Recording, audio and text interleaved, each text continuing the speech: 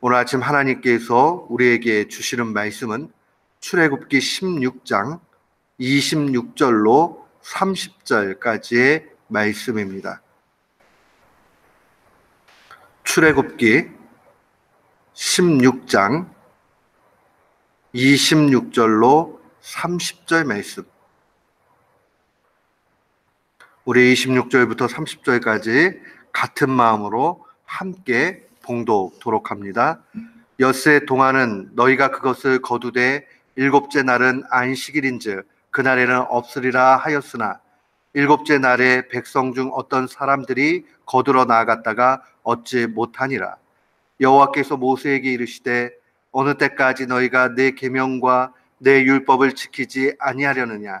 볼지어다 여호와가 너희에게 안식일을 주므로 여섯째 날에는 이틀 양식을 너희에게 주는 것이니 너희는 각기 처소에 있고 일곱째 날에는 아무도 그의 처소에서 나오지 말지니라. 그러므로 백성이 일곱째 날에 안식하니라. 아멘. 저는 오늘 본문 말씀을 통해서 참된 안식이 어디서 오는가라는 제목으로 주의 말씀을 선포하도록 하겠습니다.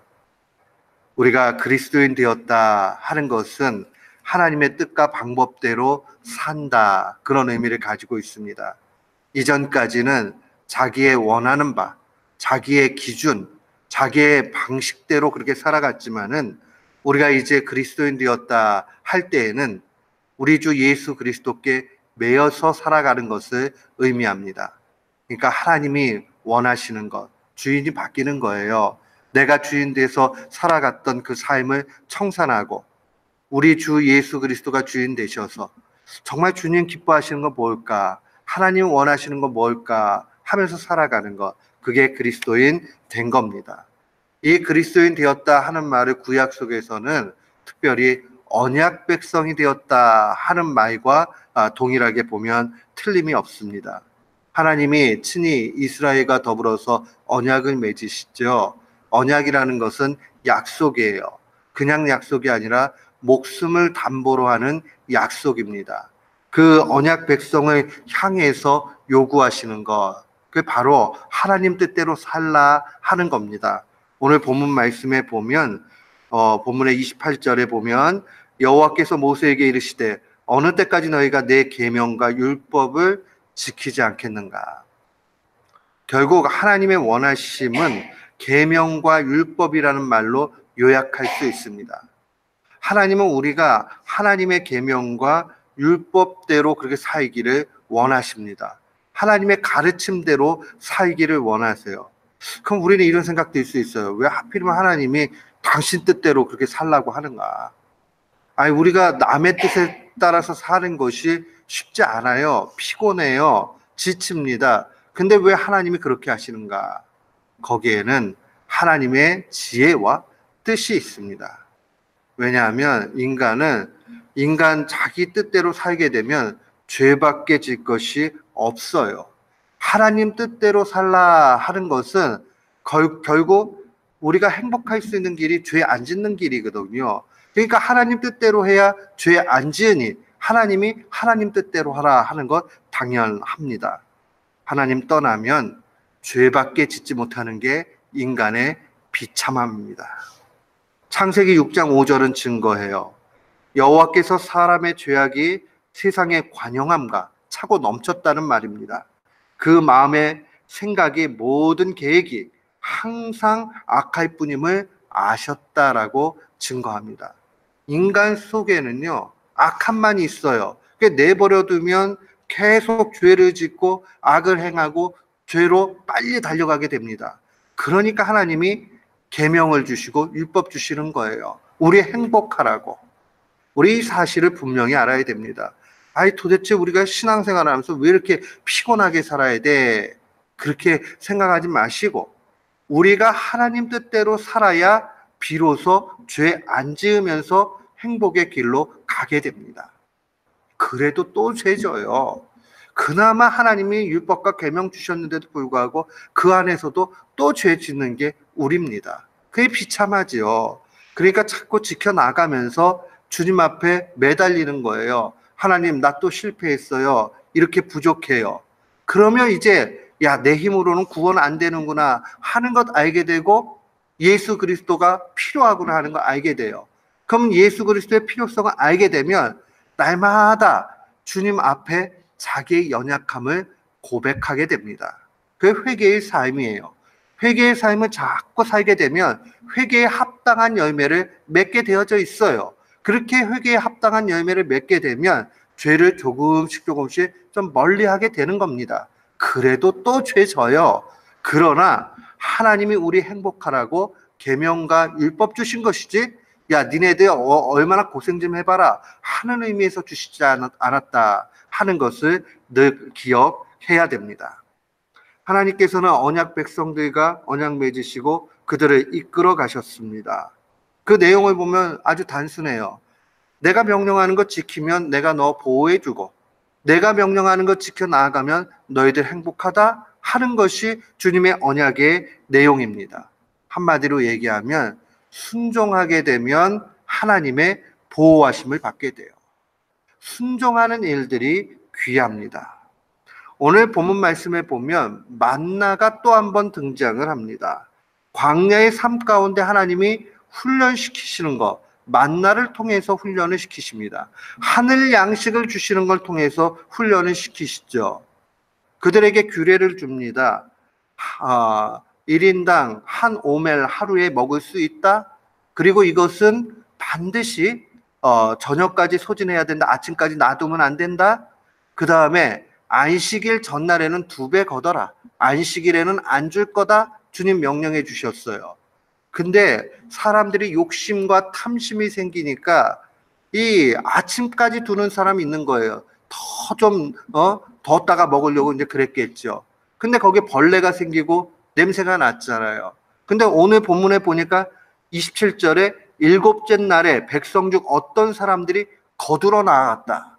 7째 날 안 주신다고 말씀하셨는데 또 욕심이 나니까 그거 먹으려고 또 나가게 되는 것 보게 됩니다. 사랑하는 성도 여러분, 분명히 기억해야 되는 것은 이 탐심을 버리는 것, 또 하나님 명령에 순종하는 것, 하나님이 이거 훈련시키시는 겁니다. 가나안 땅 들어가기 전에 40년 동안 이 훈련을 패스해야 비로소 가나안 땅 들어갔을 때에 그들의 그 땅에 있는 우상들, 이것에 먹히지 않고 하나님에 대한 신앙으로 살 수 있습니다. 그거 주님이 아시니 40년 동안 훈련시키시는 겁니다. 안 그러면 완전히 다 사탄의 밥이 되고 말아요. 그러니까 그러지 못하도록 은혜를 주시는 거죠. 그러면서 주님이 명령하십니다. 30절에 그러므로 백성이 7째 날에 안식했다.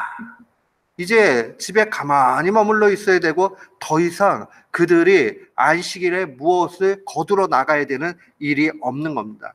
주님 분명히 29절에 말씀하셨어요. 하반절에 너희는 각기 처소에 있고 7째 날에는 아무도 그의 처소에서 나오지 말라. 왜요? 그날은 안 주신다는 거예요. 대신 너희도 굶지 않도록 전날 6째 날에 2배 주겠다 약속해 주십니다. 그러면 주님이 7째 날엔 참된 안식을 누릴 수 있도록 은택을 베풀어 주시는 겁니다. 안식일을 거룩히 지키라 하는 이 명령 가운데는 우리에게 요구하는 2가지의 신앙 자세가 있습니다. 꼭 기억하세요. 첫 번째는 무엇이냐 하면 철저하게 하나님을 의지해야 된다 하는 것을 의미해요. 보세요. 광야에서 음식 먹을 수 있는 것 길이 없어요. 하나님이 안 주시면 죽는 겁니다. 그런데 욕심내서 더 많이 가질 수 없어요. 내일이 걱정이 되고 어떻게 될까 하는 그 마음 때문에 더 많이 걷어서도 안 된다는 거예요. 하나님께서 분명히 요구하는 것은 하나님만을 의지하면서 사는 삶, 그것을 의미합니다. 안식일을 거룩히 지킨다 하는 것 다른 것 아니고 하나님 의지하는 겁니다. 하나님 없이는 살 수가 없어요 라고 그렇게 고백하는 것을 의미합니다.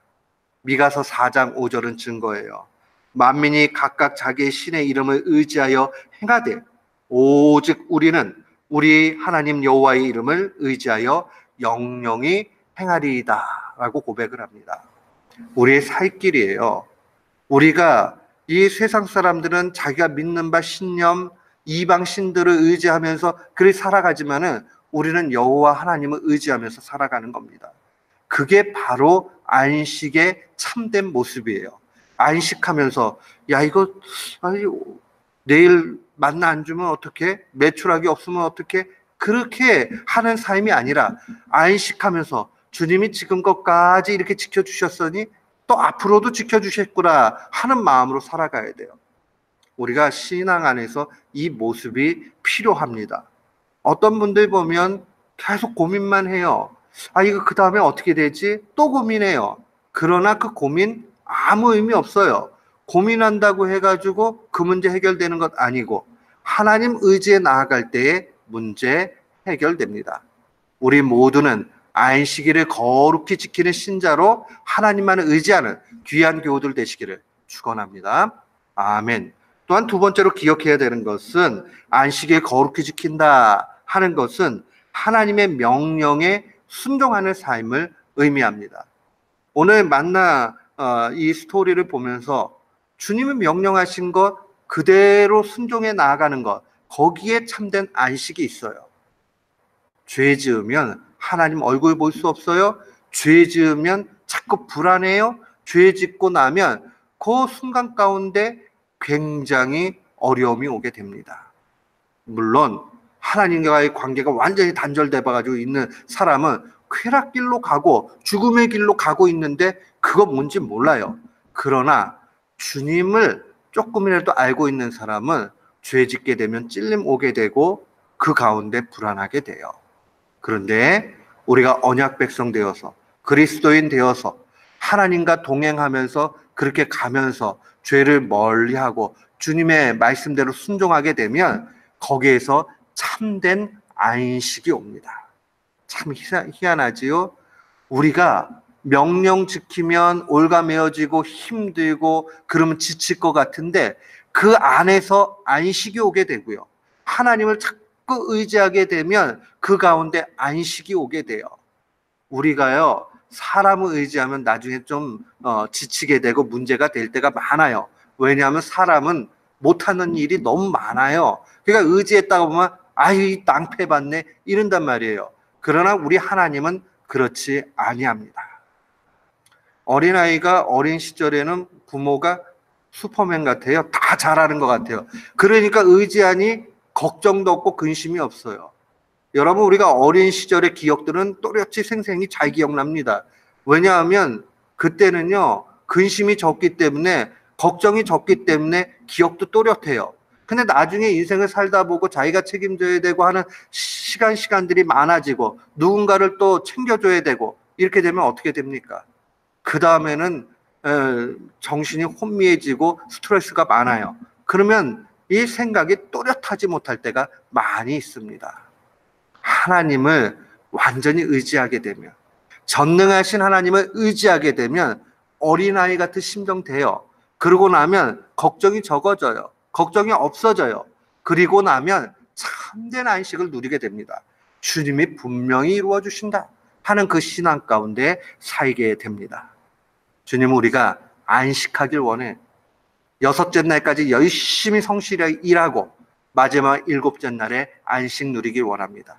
우리 모두는 하나님 의지하고 또 말씀에 순종함으로 참된 안식 누리는 귀한 교우들 되시기를 주님의 이름으로 축원합니다. 아멘.